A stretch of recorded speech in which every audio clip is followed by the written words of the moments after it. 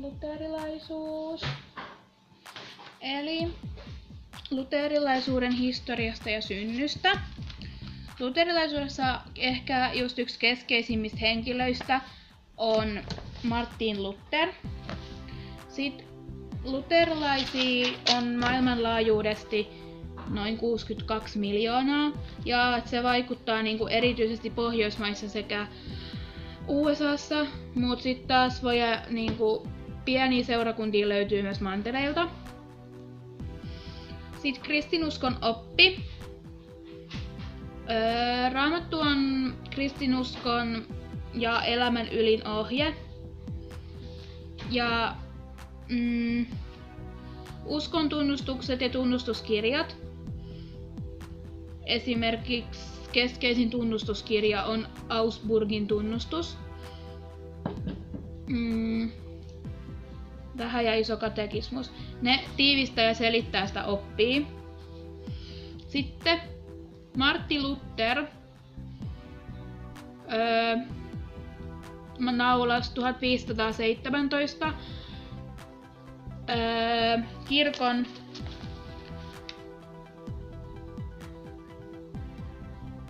kirkon oveen 95 teesiä, jossa se arvosteli anekauppaa ja sitä, että niinku katolisen kirkon pelastusoppia, koska katolinen kirkko uskoi siihen, että aneiden avulla pelastuu. Muut Martti Luther oli siitä eri mieltä. Sitten sen seurauksena 1520 paavi julisti Martti Lutherin pannaan, mutta se Martti Luther vastusti sitä niin paljon, että se poltti sen kirjan roviolla. No sitten niiden teesien takia Martti Lutheria syytettiin harhaoppisuudesta, eli Martti Luther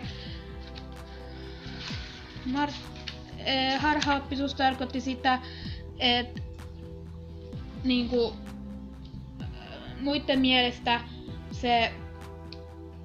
ne pelastusoppi oli niinku harhaanjohtava, että se opetti väärin niinku, mitä ihmiset ajatteli siitä sen hetkisestä pelastuksesta. Ja no sitten toi Martti Luther ei ollut oikeasti sitä mieltä, että aneiden avulla pelastuu, vaan se loi reformaation sisältöperiaatteen, jonka mukaan Jumala antaa ihmiselle pelastuksen lahjaksi ja että omin teon ei sitä vaan niinku voi ansaita, että se on Jumalan lahja, jonka jokainen ihminen saa syntyessään Jumalalta ja että Jumala suojaa sitä ihmisen pelastusta. No sitten ja tosiaan silloin ajateltiin, ja niin kuin nykyäänkin luterilaiskirkossa ajatellaan, että pelastus tapahtuu Jumalan armosta. Eli pelastus yksin uskosta, yksin armosta Kristuksen tähden on reformaation sisältöperiaate ja nykykielellä pelastusoppi, pelastusteoria, miltä sitä nyt oikeasti missäkin halutaan vaan kutsua. No, sitten ajatellaan, että tosiaan se Raamattu oli sen uskon ja elämän ylinohje, että Raamattu on se Jeesuksen ydin ja pääsanoma Jeesuksesta ja sen opeista. Sitten se loi 2 regimentin opin, joka tarkoitti sitä, että maallinen oli rauha ja järjestys yhteiskunnassa ja sitten hengellinen oli kirkko ja näin. Sitten oli 2 sakramenttia. Luterilaisessa kirkossa on 2 sakramenttia, kaste ja ehtoollinen. Ja ajatellaan, että Kristus on oikein todella läsnä siinä leivässä ja viinissä. Sitten osa reformaation kannattajista alkoi toteuttaa uudistuksia väkivalloin. Ja että Luther piilotettiin Wartburgin linnaan. Ja sitten se kirjoitti kiistakirjoituksia katekismukseen saarnoja ja aloitti Raamatun käännön. Ja sitten ne Lutherin opit läpi tosi nopeasti kirjapainotaidon ansiosta. Sitten suurin osa Saksan kaupungeissa kääntyi kannattaa Lutteria, koska niiden mielestä ne Lutterin opit oli oikeasti kannattavia ja niihin pystyisi uskomaan. Sitten reformaatio levisi hallitsijoiden päätöksellä muun muassa Pohjoismaissa, ja Lutteri joutui tukeutuu vasten tahtoa ruhtinaisiin. Ja sitten, jos se sitten tuli uskon rauha 1555. Siihen päättyi katolisen kirkon niin sanottujen protestanttien väliset kiistat. Ja se tarkoitti sitä, että alueen ruhtinassa itse päättää oman alueensa uskonnosta ja että kenen maa se on ja kenen uskonto. Ja sitten oli vaan ihan oikeasti sellainen raaka periaate, että jos ei vaan kiinnostunut se uskonto, niin se alueella harjoitetaan, niin muuta pois. Ei se sitä ei vaan, sitä ei hyväksytty, että niitä oppia ei hyväksytä. Sitten luterilaisessa kirkossa on vastakkain yleinen ja erityinen pappeus. Ja sitten jokaisen on pystyttävä lukemaan Raamattua. Ja sitten Jumalan palvelukset muutettiin yksinkertaisemmiksi. Ne oli kansankielisiä. Sitten oli saarnoivirsiä. Ja sit pyhimysten palvonta ei siinä kohtaa enää kuulunut niihin kirkkohetkiin. Sitten papit saa mennä naimisiin. Kristillinen kotielämä haluttiin kunniaan ja yhteiskunnan oli huolehdittava köyhistä ihmisistä, joka on sitten diakonia, eli lähimmäisen rakkautta ja palvelua, tosiaan. Sitten, kirkolla ei ole keskusjohtoa, että joka maassa on itsenäisiä kirkkoja. Sitten piispat johtaa hiippakuntia. Paikallisseurakunnan toimintaa toteuttaa papit, diakonit ja muut seurakunnan työntekijät. Useimmissa luterilaisissa kirkoissa toimii naispappeja. Ja joissakin kirkoissa, esim. Ruotsissa, on naispiispoja. Ja luterilaisessa kirkossa siis hyväksyttiin naispappeus joskus 1950-luvulle alusta asti. Historian alussa naispapit oli kielletty, mutta jälkeenpäin ne on hyväksytty. Ja seuraavaksi ortodoksiseen. Ortodoksinen kirkko. Ortodoksisen kirkon kannattajamäärä on tällä hetkellä noin 250 miljoonaa. Ja että ortodoksi on kaikilla mantereilla. Sitten ortodoksisen kirkon oppi perustuu Raamattuun ja sitä tulkitaan 7 ekumeenisen kirkolliskokouksen ja arvovaltaisten kirkkosisien opetusten valossa. Ja mä en oikein ole ymmärtänyt, mitä se tarkoittaa. Mä oon yrittänyt etsiä tälleen, mutta joo. Sitten oikea oppi on se, mihin yritetään pyrkiä, että se on uskon kulmakivenä.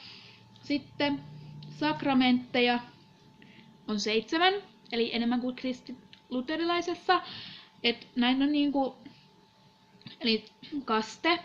Yleensä se on lapsikaste ja sitten uskotaan, että se on upotuskaste, eli se lapsi upotetaan sinne veteen ja sitten se kastetaan silleen. Kun kristinusko luterilaisessa kirkossa on vaan otetaan maljas vettä ja valellaan tänne pään päälle. Se. Sitten mirhalla voitelu on yhtä kuin konfirmaatio ja se toimitaan yleensä kasteen yhteydessä. Sitten ehtoollinen pappi jakaa ehtoollisviinin lusikalla ja se leipä on murennettu siihen viinin sekaan. Että se ei ole silleen, että annetaan ensin leipä, sitten viini. Ei silleen. Se on ehdoton ei. Sitten katumus eli rippi. Syntien tunnustaminen ja anteeksianto. Ja sitten sairaanvoitelu. Se voidaan tehdä elämän aikana monta kertaa. Avioliitto. Sitten pappeus. Ja nyt ortodoksisella kirkolla on erilainen pappeuskäsitys kuin meillä luterilaisilla. Ensinnäkin piispat, niiden on pakko olla naimattomia. Ja diakonit ja papit saa avioitua, kunhan se tapahtuu ennen sitä, kun ne vihitään papeiksi. Ja sitten se erilaisuus, että ortodoksinen kirkko ei hyväksy naispappeja. Ja mitä mä oon lukenut, niin mun mielestä naispiispat on myös sellaisia, että niitä ei hyväksytä. No sit pappeus on 3 astetta, diakoni, pappi ja piispa. Et ajatellaan, että se diakoni on se matalin, sitten seuraava aste on pappi ja sitten korkein aste on se piispa. Ja sitten johto.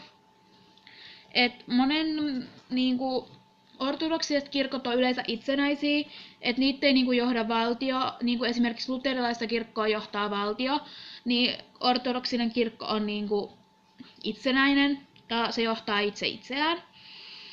Sitten ne, jotka päättää sit kirkon sisällä niistä asioista, ne on patriarkkoja ja ne on niinku sen kirkon päämiehiä. Kun sitten taas luterilaisella kirkolla on niinku valtio, niin sitten siellä on niinku patriarkat. Sitten suurin ortodoksinen itsenäinen kirkko on Venäjän kirkko. No, mutta oletettavasti, koska Venäjä on yksi vissiin maailman suurin maa itsenäisesti. Ja sitten arvojärjestyksessä ensimmäisellä sijalla on Konstantinopolin ekumeeninen patriarkka. Sitten keskeisiä tapoja on pyhien kunnioitus ja sitten ikonit. Ne on kuvia Raamatun henkilöistä ja kirkon historiassa, jotka on vaikuttanut niinku siihen kirkkoon.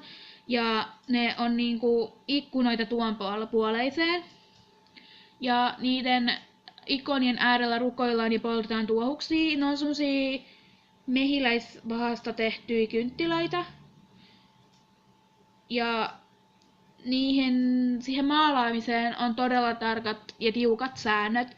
Että niinku, ne ei voi olla ihan minkä vaanlaisia jotenkin tehtyjä, vaan niihin on oikeasti tiukat säännöt, millaiset ne niinku saa olla ja millaiset niitä vaan pitää oikeasti olla.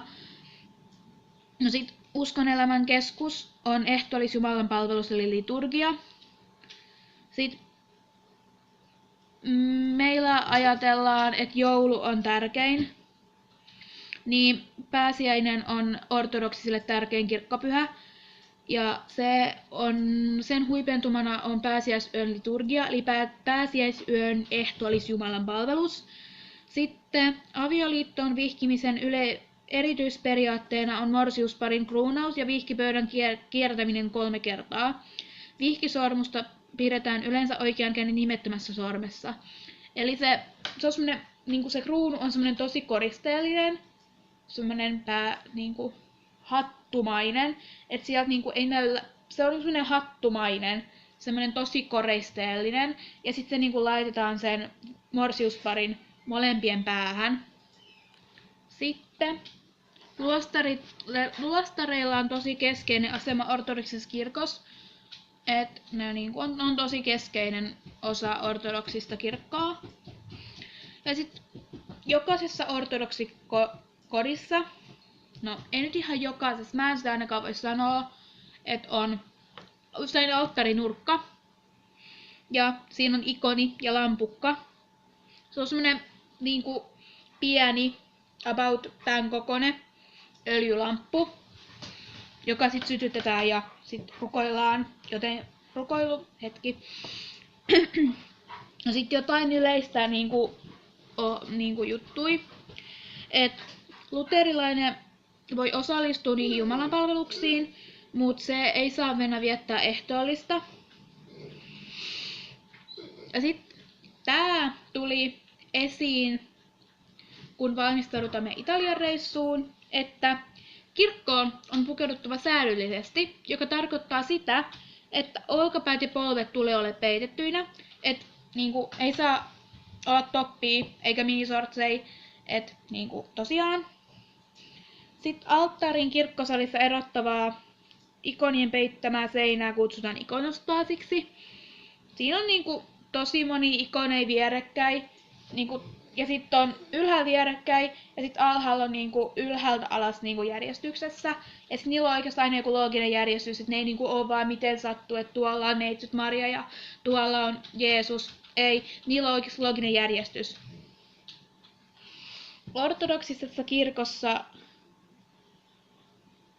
ei käytetä soittimia, koska ihmisääntä pidetään kauneimpana instrumenttina, ja laulu ja resitoiminen, eli puhelaulu, on keskeinen osa liturgiaa. Et esimerkiksi meillä tunnettu psalmi, ne lauletaan. Ja niitä ei niinku, siellä aika monet jutut lauletaan, että niitä ei niinku lausuta niinku meillä täällä luterilaisessa kirkossa. Ja sitten se alttaritila, mikä on siellä ikonostaasin takana. Sinne pääsee vaan papit, että kukaan muu ei sinne saa mennä. Sitten liturgian aikana seistään ja tehdään usein ristinmerkki samalla kumartaen. Risti. Ja sitten ortodoksi tekee ristimerkin koskettaen ensin otsaa, sitten rintaa, sitten oikeaa olkapäätä ja sitten vasenta olkapäätä.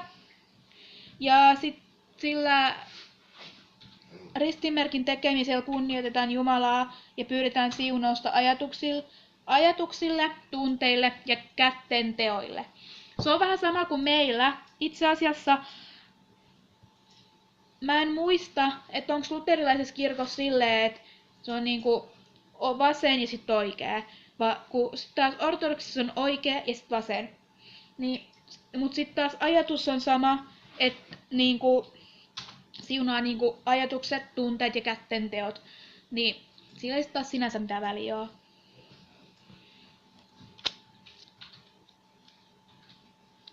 Katolisuus. Eli katolinen kirkko jakautui, tai kristikunta jakautui kahtia. Ja siitä syntyi idän ja lännen kirkko. Ja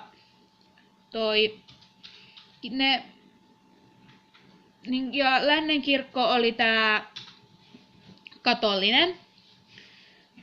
Ja sitten se syntyi silleen, kun kirkkokunnit julisti toistensa kirkon kiraukseen, eli pannaan, ja 1054. Ja sitten seurauksena oli kristittyjen ja muslimien välit rikkoutus kokonaan. Se ei niinku enää haluttu olla tekemisissä. No sitten keskiajan katolisuudesta oli silleen, että pyhimyksiin uskominen oli todella tärkeää. Ja että kirkolla oli tosi merkittävä rooli keskien katolisessa kirkossa. Et se niinku tarkoitti, että valta oli tosi suuri.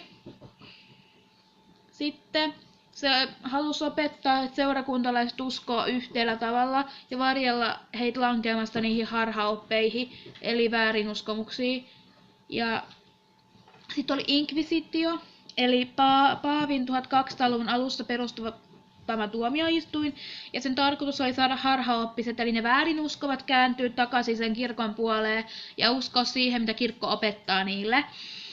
Sitten anekauppa, eli ihminen pelastuu aneilla ja tälleen.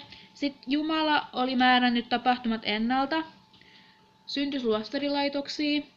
Sitten oli sääntökuntia.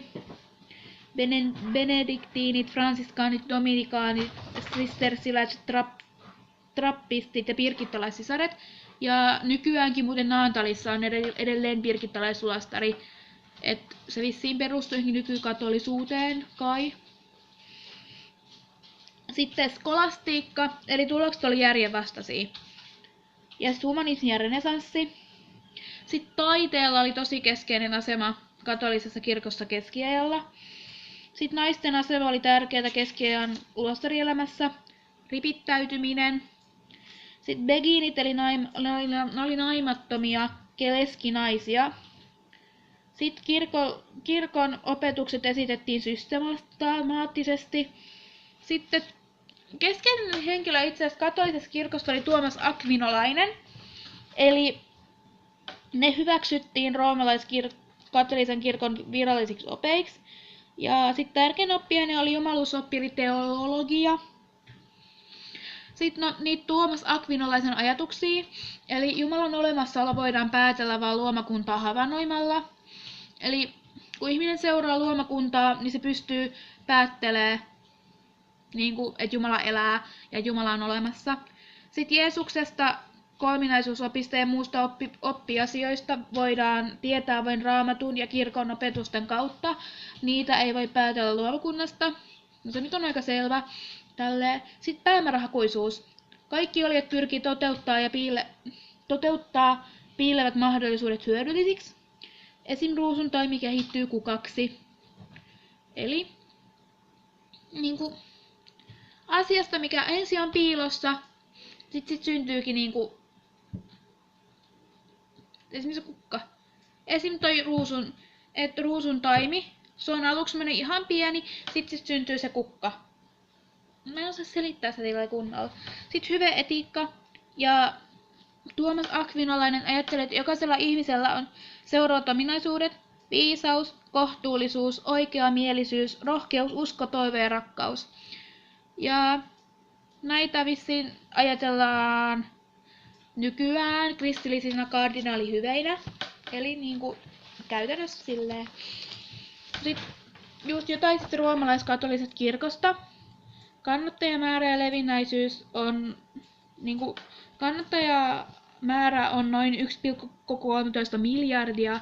Eli roomalaiskatolinen on varmaan näistä just kaikki suurin. Et niitä on miljardeja kannattajia. Sitten yli puolet maailman kaikista kristityistä ja noin 1/6 maapallon väestöstä on roomalaiskatolisia. Eli aika suuri määrä silleen, kun ajattelee. Sitten roomalaiskatolinen kirkko on levinnyt kaikkiin maanosiin. Et se löytyy saksasti kaikkialta. Suomessakin itse asiassa löytyy katolisia. No, oppi perustuu Raamattuun ja sitten täydentävään kirkon traditioon eli kirkolliskokousten ja keskeisten kirkkoisien ja paavien opetuksiin. No joo, se on nyt aika selvä mun mielestä. Ihminen pelastuu uskon ja siitä seuraavien ansioiden tähden. Eli nyt taas erilainen pelastusnäkemys. Eli se ei ole samanlainen kuin luterilaisuudessa tai samanlainen kuin ortodoksisuudessa. 7 sakramenttia, kaste, taas lapsikaste, kaikissa näissä on lapsikaste. Sitten se kasteen vahvistus, konfirmaatio, se on 7-vuotiaana. Et se on ihan semmonen pikkulapsena. Siis miksi? Mä en ymmärrä. Et onko se sit samanlaista opetusta kuin ei se myös 7-vuotias muista ymmärrä mitään tuommoisista asioista. Ehtoollinen eli eukarastia ja siihen liittyy transubstantiosta eli ehtoollisaineiden muuttumisesta Jeesuksen ruumiksi ja vereksi, kun pappi lausuu ehtoollisen ajatussanat ja kohottaa ehtoollisaineet. Ja näin. Sitten rippi. Siihen kuuluu synnin tunnustus, synnin päästö ja katumusharjoitukset. Sairaanvoitelu, jos on joutuisi kuolemanvaaraan sairauden tai muun vanhuuden takia. Sitten pappisvihmys, se on vaan miehille. Eli katolisessa kirkossa ei saa olla naispappeja kanssa. Eli 3 astetta, diakoni, pappi, piispa. Ja sitten on selibaatti, kaikilla mun paitsi diakoneilla. Avioliitto. Jos sä menet naimisiin, sä et saa erota. Se on katolisen kirkon oppi. Tai sakramentti, joka määrää sitten, että kun sä menet naimisiin, sä et saa erota. Sä joudut koko loppuikäs olee sen kanssa, kenen kanssa menet naimisiin. Sitten kirkko korostaa apostolista suksessiota, eli apostolisen viran katkeamatonta jatkumista pappisvihkimyksen kautta. Eli pappisvihkimys on se keskeinen. Paavi. Sitten johdosta, että paavi on kaikkien roomalaiskatolisten kirkkojen johtaja. Ja sitten paavin apuna toimii Vatikaanin hallintokoneisto sekä piispat eri maissa. Sitten tapoja. Messu on Jumalan palveluselämän keskus. Ehtoollinen on messun kohokohta. Pyhimyksiä pitää kunnioittaa. Rukousnauhaa eli ruusukkoa käytetään mietiskelyrukouksen apuna. Rukouksessa toistuvat esiin muun muassa Ave Maria ja Isä meidän rukous. Musta Ave Maria rukous on aivan ihana. Me ollaan vedetty sitä meidän seurakunnassa ja mä niinku, I love. Se on vaan niin ihana. Löytyisikö sieltä kirjasta? Siis musta Ave Maria rukous, niin ei voi olla ihanampaa rukousta. Siis oikeesti. Musta vaan on niinku, ei täältä nyt se löydy, mut kuitenkin ihmisten kuuluu noudattaa elämässään kirkon opittamia hyveitä, eli niitä uskoa, toivoa, rakkautta ja niin edelleen. Munkkina tai nunnana eläminen on erityisesti ansiokasta kristillisyyttä. Ja sit sielunmessua requiem vietetään vainajan puolesta hautajaispäivänä ja kuoleman vuosipäivänä. Et tulee 10 vuotta kuolemassa, niin vietetään sit sielunmessua. Sitten, no jotain yleisiä vinkkejä semmosia turistille taas. Tullessa kirkkoon roomalaiskatolinen kastaa sormensa kirkon vieressä olevaan vihkivesiastiaan ja tekee kasteen muistoksi ristin merkin. Eli ajatukset, tunteet, kättemme, teot. Kirkoissa pidetään messui päivittäin. Niin kuin meillä luterilaisessa kirkossa on messu sunnuntaisin ja joskus pyhäpäivinä on messui, mutta niinku, siellä ei ole joka päivä. Sitten luterilainen voi osallistua messuun, mutta sitten ei taaskaan nauttia sitä ehtoollista, sama kuin ortodoksisessa. Et ortodoksisessa ja katolisessa kirkossa on se eri kuin luterilaisessa, että niissä luterilainen ei saa nauttia niiden ehtoollista, mutta sitten taas luterilaisessa kirkossa, jos sä oot katolinen, jos sä oot ortodoksinen, sä saat nauttia luterilaisen kirkon ehtoollisen. Se on eri. Sitten sama kuin roomalaiskatolisessa kuin ortodoksissa, olkapäät peitettävä ja polvet. Se on keskeinen nyt muistaa, kun me kakkosetkin lähdetään sinne Roomaan. Sitten katolisessa kirkossa voi huomata seuraavia elementtejä. Pääsiäisviikon tapahtumat kuvattu ristitienä kirkon seinillä. Rippituoli voi ripittäytyä anonyymisti. Pyhimysten patsaita ja kuvia. Sitten pyhimyksille on oma alttari. Esim. Marialle on oma alttari. Logiikka. Sitten alttarin on kätketty pyhäinjäännös. Ikuinen tuli eli punainen sakramenttilamppu osoittaa tabernaakkelin. Kaappi, jossa säilytetään pyhitettyjä ehtoollisleippiä. Niin se osoittaa niiden paikan. Vähän kuin kaikki tiedät, missä ne leivät on. Joo. Tässä keskeisimmät asiat roomalaiskatolisesta, ortodoksisesta ja luterilaisesta kirkosta. Ja niin kuin ajattelee näitä kolmea keskenään, niin luterilainen kirkko niin kuin, se on käytännössä vapaampi ja sillä on paljon vähemmän sääntöjä kuin jossain ortodoksisella tai katolisella kirkolla. Niin kuin, ne on aika pitkälti määrätty sääntöjen pohjalta, että miten tulee toimia ja miten tulee tehdä eri asioissa ja tälleen. Mut we can do nothing. Joo.